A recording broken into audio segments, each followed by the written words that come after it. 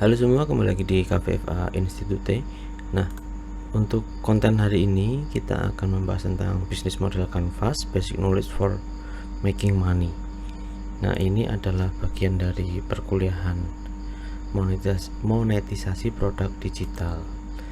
Dan sekaligus sebenarnya bisnis model Canvas atau BMC ini bisa dijadikan sebagai sebuah landasan untuk kalian membangun sebuah bisnis. Nah, kita mulai dari model BMC-nya dulu ya. Ada di sini kalian bisa lihat ada kolom-kolom, dan di masing-masing kolom itu ada keterangan dari customer segment, customer relationship, channel, value proposition, key activities, key resource, key partners, revenue stream, dan cost structure. Nah, di masing-masing kolom ini memiliki maksud tertentu. Nah, yang akan kita bahas itu adalah maksud-maksud dari masing-masing kolom. Tapi sebelum masuk ke situ, saya ingin jelaskan bahwa ini adalah satu kesatuan yang berarti tidak terpisahkan satu dengan yang lain, dan ini menjadi sebuah fondasi awal ketika kalian ingin running sebuah bisnis. Dan untuk konteks ini, konteksnya monetisasi produk digital, berarti kita melihat produk digital atau kita mengoptimalkan media sosial sebagai sebuah channel untuk kita uangkan, kita monetisasikan gitu ya, baik itu Instagram, YouTube, atau Facebook, dan beberapa media sosial lain. Kita mulai dari customer segment. Pertanyaannya adalah, untuk mengisi tentang customer segment ini, untuk siapakah saya melakukan ini? Jadi pertama-tama yang harus kalian lakukan ketika pengen running bisnis atau pengen memonetisasi produk digital, misalkan Instagram lah, case-nya kita Instagram ya. Kalian ingin membuat Instagram kalian termonetisasi, baik itu dapat endorsement atau mungkin kalian jualan di situ atau apapun itu, yang jelas Instagram itu menjadi sebuah channel kalian nanti yang akan dimonet. Nah, yang pertama adalah untuk siapakah saya melakukan ini. Jadi customer segment itu adalah target kalian, audiens kalian itu siapa. Nah, pertanyaannya adalah, mereka yang ingin menyelesaikan masalah fungsional, sosial, atau emosional. Yang kedua, mereka yang memiliki harapan. Yang ketiga adalah mereka yang mengharapkan solusi. Jadi ketika pertanyaan ini adalah orang-orang atau mereka yang memiliki yang akan menjadi target kalian. Misalkan nomor 1, menyelesaikan masalah fungsional. Fungsional itu terkait dengan fungsi ya, fungsi sebagai manusia, entah itu fungsi sebagai mahasiswa, fungsi sebagai pekerja, fungsi sebagai freelancer. Yang fungsi fungsional itu ya fungsi-fungsi yang kita jalani.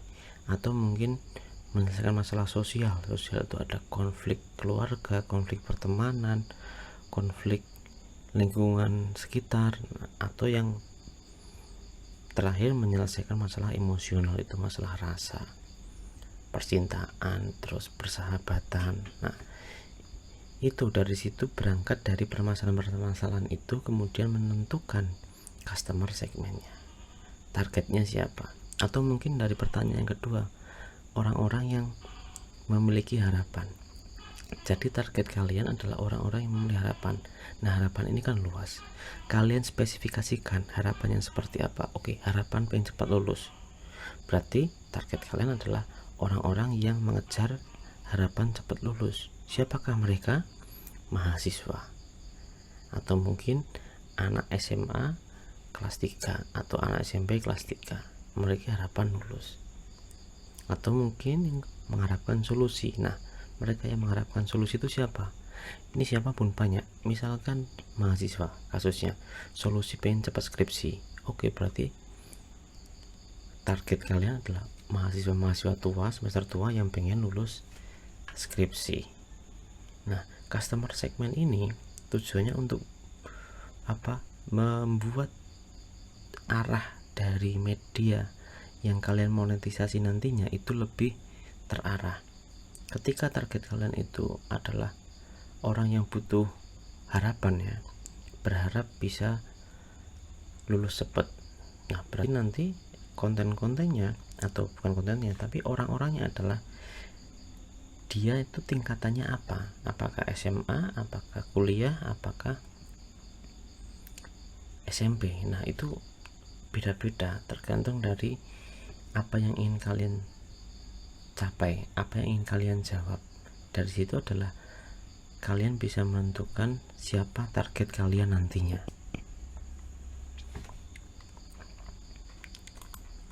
Lalu yang berikutnya adalah value proposition.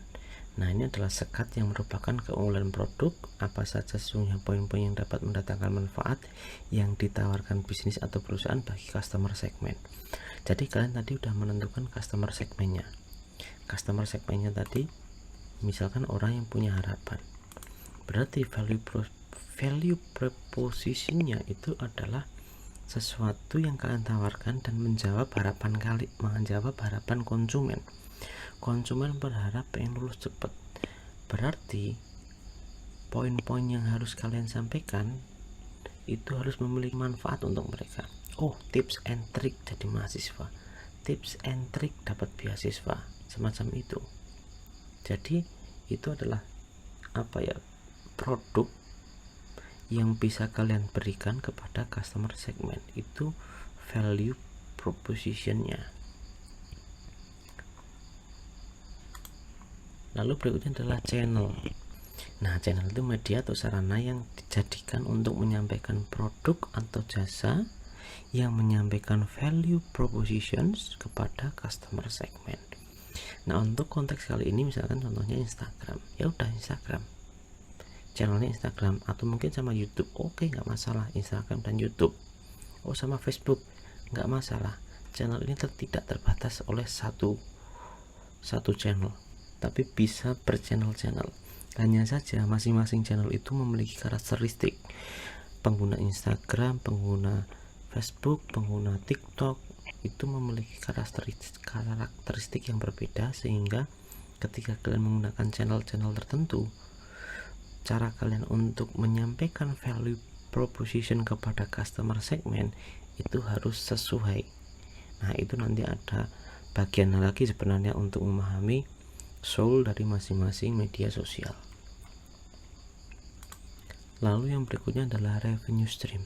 Nah ini merupakan bagian vital dan sesuai dengan tema perkuliahan monetisasi produk digital. Jadi revenue stream itu adalah piye carane, bagaimana caranya apa yang kamu lakukan itu menghasilkan uang. Bagaimana caranya produk digital yang kamu miliki itu bisa dimonetisasi. Ada macam-macam, bisa pakai AdSense, bisa pakai endorse, bisa pakai afiliasi, bisa pakai macam-macam lah. Itu tergantung apa kepekaan kita terhadap produk kita itu bisa diuangkan dengan cara seperti apa. Kalau misalkan Instagram kan nggak ada AdSense ya, belum, baru rencana.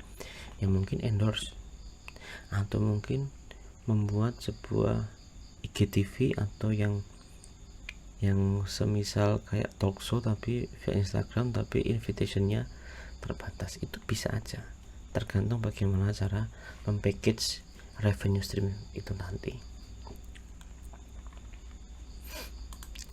Lalu berikutnya key resource. Nah key resource ini berisikan sumber daya yang sebaiknya kalian rencanakan untuk mewujudkan value proposition.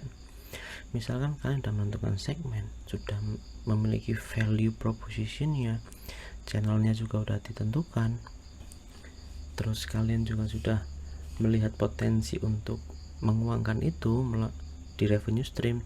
Nah key resource ini adalah SDM. Kalian butuh berapa orang? Apakah diri kalian sendiri cukup atau mungkin butuh bantuan orang lain, misalkan desainer atau ilustrator, nah atau videographer. Nah itu tergantung sesuai kebutuhan. Kalau sendiri bisa diselesaikan ya sendiri nggak masalah, cuma itu memang takes time dan takes energy.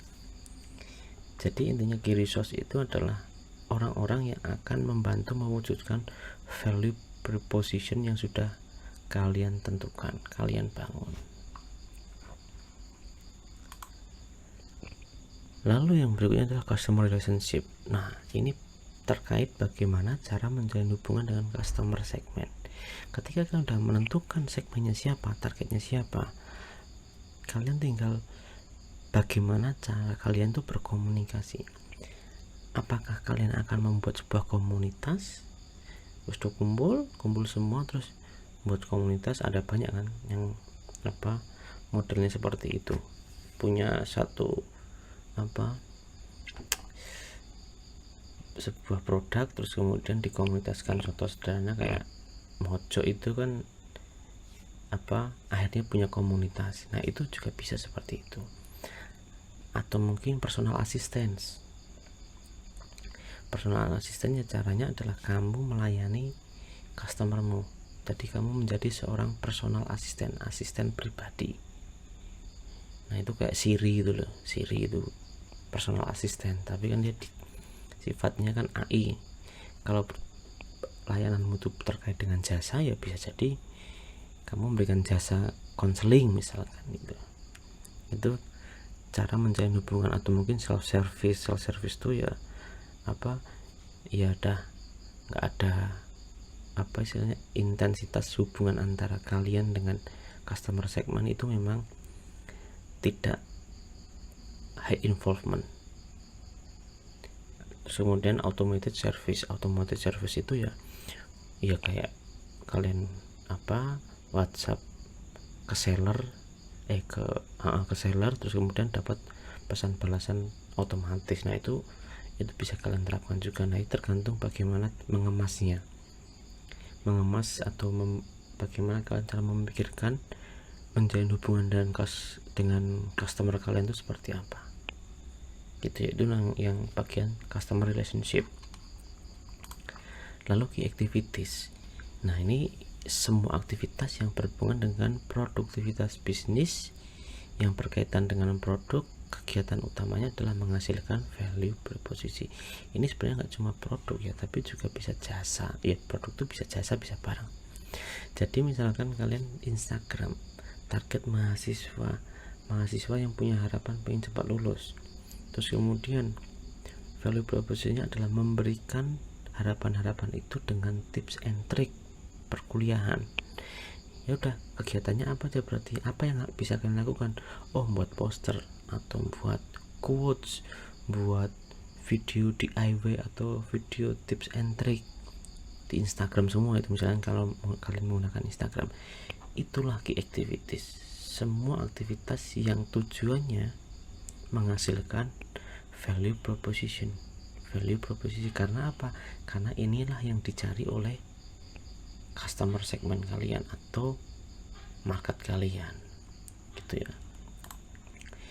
Lalu yang berikutnya adalah key partnership. Nah, ini berfungsi untuk pengorganisasian aliran suatu barang atau layanan lain dalam bisnis. Ini semacam kerjasama. Kalau kalian menggunakan Instagram, terus tadi ya konteksnya kita contohkan targetnya adalah mahasiswa yang memiliki harapan, terus value propositionnya adalah memberikan harapan melalui tips and trick.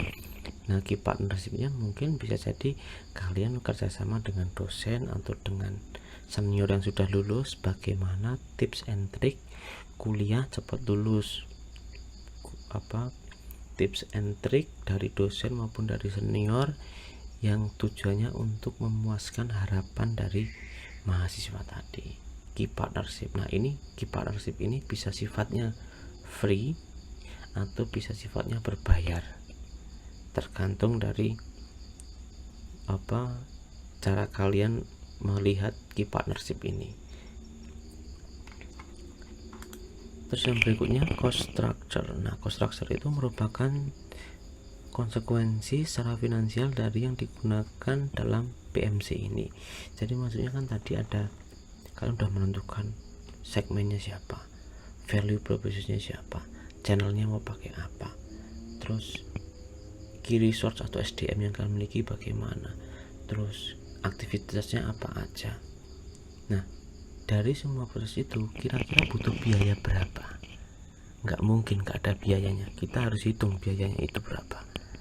Itu adalah cost structure. Misalkan kalian butuh desainer ya, mau kalian bayar nggak desainernya? Bayaran itu bukan terus berarti kalian harus mengeluarkan, tapi kalian bisa juga bayaran itu sifatnya kayak kongsi gitu. Jadi nanti kalau dapat pendapatan sekian, nanti persentasenya sekian untuk kamu, untuk desainer persentase sekian, untuk ilustrator dan sebagainya.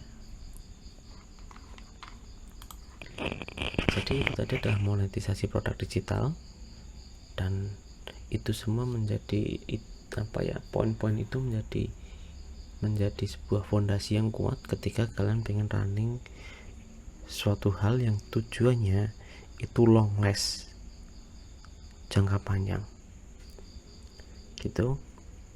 Oke, mungkin cukup sekian terkait dengan PMC.